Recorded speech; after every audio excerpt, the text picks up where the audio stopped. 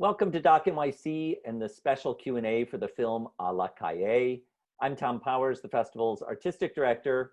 I'm pleased to have with us the film's two directors, Max Caicedo, who's joining us from Virginia, and Nelson Navvarete, who's joining us from Los Angeles. We're also joined by Nixon Leal, who you'll remember from the film, who's currently in exile. So Nelson, you're from Venezuela, and Max, you're Colombian American. How did the two of you join forces and get started on this project? You want to go, Max?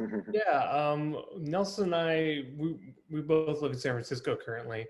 And so not too far earlier before we started this project, we had joined forces with another colleague of ours, Marcus.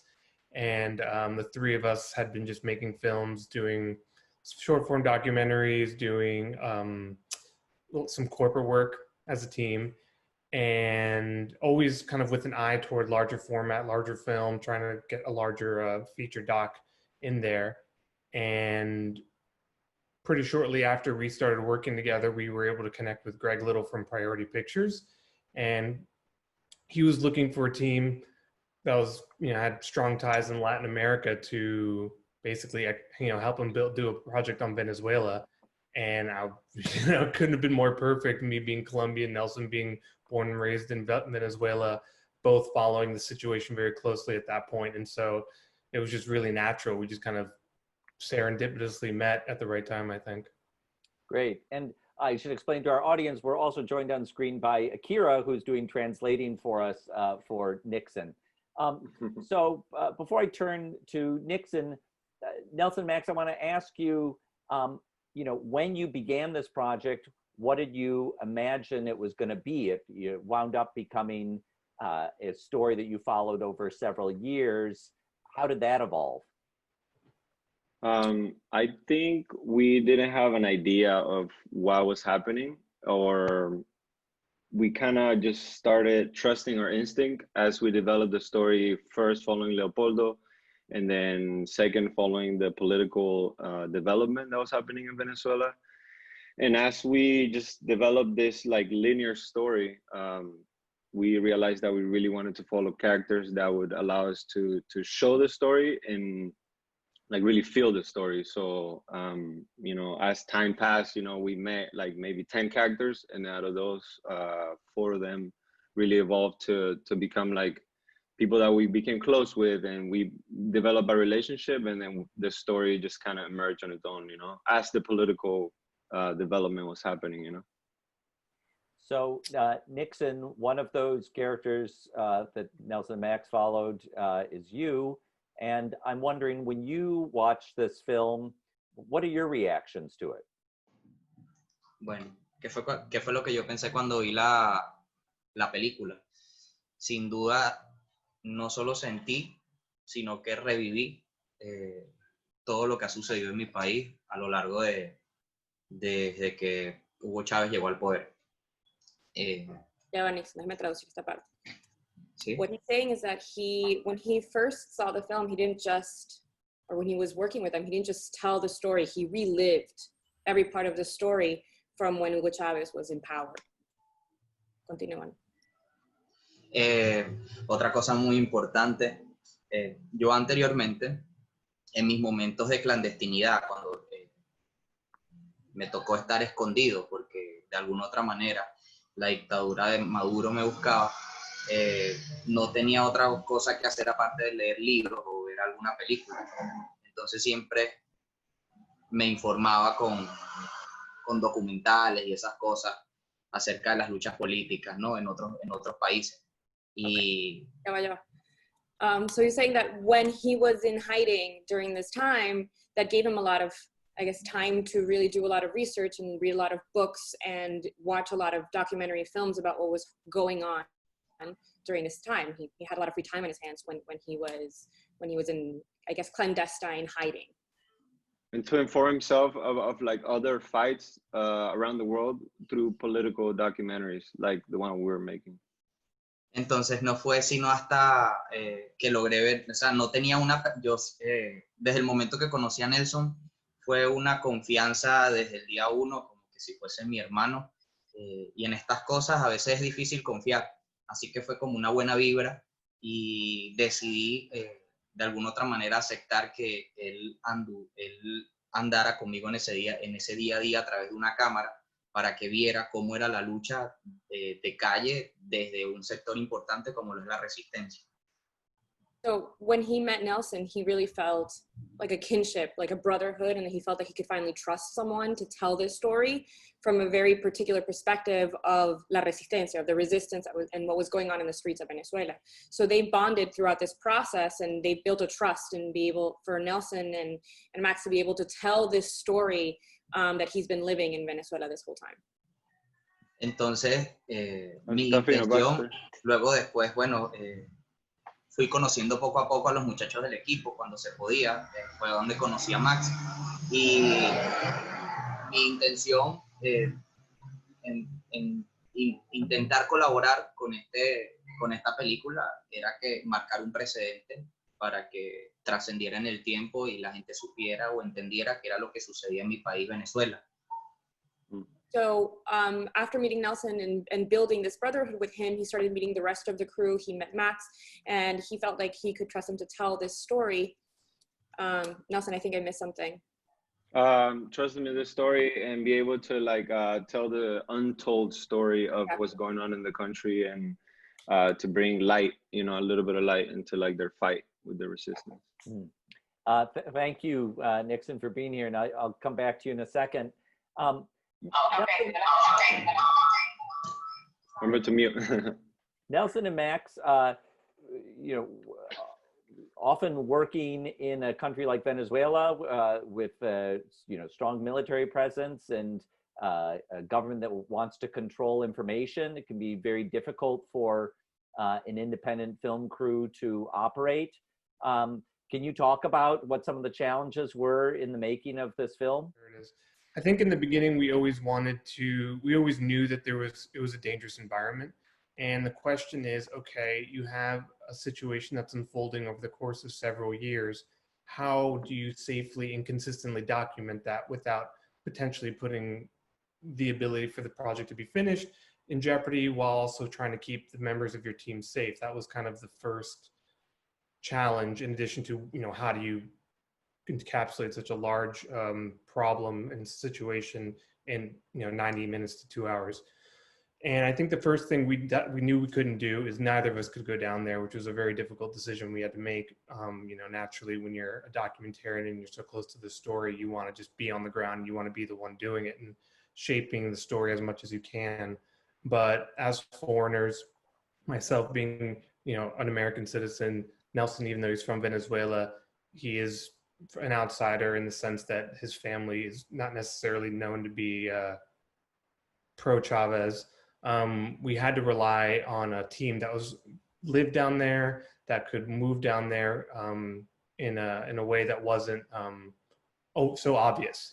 I'm going to stick out because of my accent. Nelson's going to stick out potentially because him coming to the country could spark some immigration. But people who are already living there could spend the time there, could move under the radar, didn't have that issue. And so, our main decision, or our main way to capture this story was to rely on local teams through our direction to help it. And that required a lot of trust and building a lot of trust with those team members. It also required finding the right team members, and that, using and utilizing Nelson's network was invaluable in that, and finding the right people who could stick to a project for the long term, but also could be trusted, not to tell people what they were working on, not to, share footage. Nelson, Nixon talks about making a connection with you. How are you making those connections with your characters? Especially Nixon and me made a connection. We also have Leopoldo, who we built trust throughout the years, and Max had a closer relationship with him because over the time we had to kind of split the network, and everybody try to solidify friendship. But I created, I did go a lot to Venezuela. I've been in California for 18 years. And through the years, I've created a lot of music videos that had an impact in the hip hop community. And basically I have, a solid following in the street, and, I could honestly say I could be safe in like any ghetto of Venezuela, you know, because people really love the artists I work with. So through the artistry, through that network, and through that trust, you know, of like my name and being like somebody who takes things very serious, I think one door led to the next. And then, you know, we just relayed that our mission was to really put their voice into the film. You know, we didn't really want to like shift anything that was said along the way, and we wanted to elevate this fight, you know, which is my fight too, you know, because, you know, I felt it. So to be clear, I mean, over the course of the years you were filming, you were relying on local video crews, but Nelson, you were also able to go down and make trips. Is that right? No, I mean, like, I guess jumping back to what Max was saying to the network, like pre-documentary, like 2011, 2012, 2013, when I started doing film, I started traveling to Venezuela 6 months at a time. And that built a network for us. And then, so I knew who was who, and then I knew what streets were where, you know, I kind of, and not that I didn't have to be there, but I felt it, you know, I knew like that was not the neighborhood we should go into. So luckily we had that, you know, like that feeling of like, just like where danger was with the, you know, like the political police was, you know, so we were able to navigate like communication, you know, and filming without compromising the team, you know. But during the filming, during the filming, we didn't touch the city. Yeah. Oh, but yes, we communicated through WhatsApp. Yeah, a lot of video calls. You know, Nixon will go into hiding. We would talk for hours and be like, you know, like keep going. The fight is coming. You know, he'll disappear for a week. We'll be really worried. Same thing with Leopoldo. Like sometimes we'll talk to Leopoldo for 3 hours. You know, so we have like, I mean, Max could expand that. You know, but we were like, we had conversations like almost like friends. You know. Yeah. So as I get close to wrapping this up, Nixon, I want to ask you, what is your life like now in exile, and you know, what are you working towards? Mi día en el exilio es prácticamente según la. So his life in exile in the city that he's in is still quite similar to what it was before. There's just, it's not safe and he's hiding. Entonces no, la dinámica es prácticamente la misma. No salir, usar nombres falsos cuando la persona, alguien que no te conoce te pregunta quién eres o cómo te llamas. Sí, prácticamente mi vida se basa en decir constantes mentiras para sobrevivir.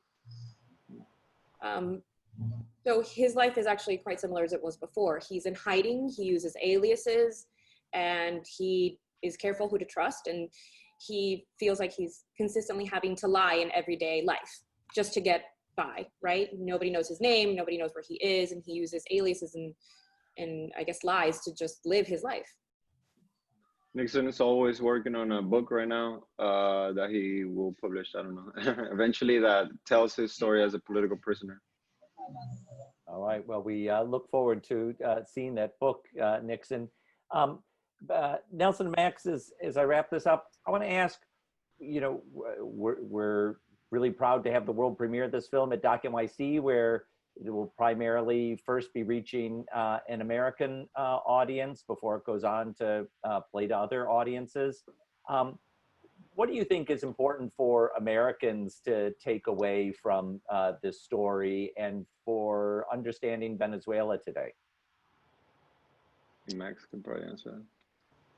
Well, I think we both can answer it, but I think my version would be, you know, what happened in Venezuela is something that is that can happen to a lot of countries.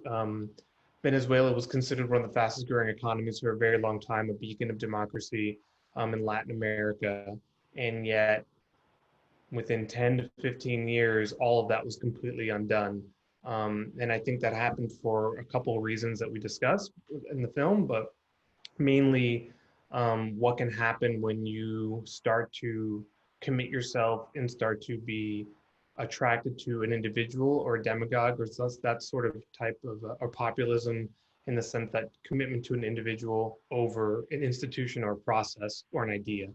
I think at a certain point, people start to become more charming than the idea of a democracy, for example. And when that starts to happen, when that starts to feel more palatable, and when you start to relate more to an individual than the idea of freedom, democracy, or liberalism, that's kind of dangerous. And we have to be mindful of when we have these individuals who start to become larger than life, what that can mean when we start to trust them with the fates of our countries. Nelson, anything to add? Can you repeat the question initially? Because I did have an answer, but I don't want to repeat myself. Sure. Well, I was asking, you know, given that in our festival, this film is going to be first reaching an American audience, you know, I want to know from you guys what you think an American audience should take away from it and why they should be paying attention to Venezuela. Yeah, I think just maybe adding to what Max is saying, the simple values like freedom of press, freedom of speech, freedom of everything in between is a value that we can't lose, you know. And I never thought in my childhood I would see that happening in my country. So for us Venezuelan, you know, the 5 million immigrants that are outside of the country now is something that hurts us every day, you know. And the ones that are behind in Venezuela are fighting this fight every day. This is an important message for the world to know that we didn't see this coming, you know. So it could happen in a matter of couple years, you know, and it could be developing as you know, your day-to-day happens, and then, you know, it's important to keep that fight, you know, in the foreground. Well, we thank you both for this incredibly powerful film. Nixon, we thank you for joining us and for telling your story in this film, and we look forward to future audiences finding this film that's starting here at Doc NYC. Thank you, Tom. I really appreciate it. Thank you. Yeah, looking forward.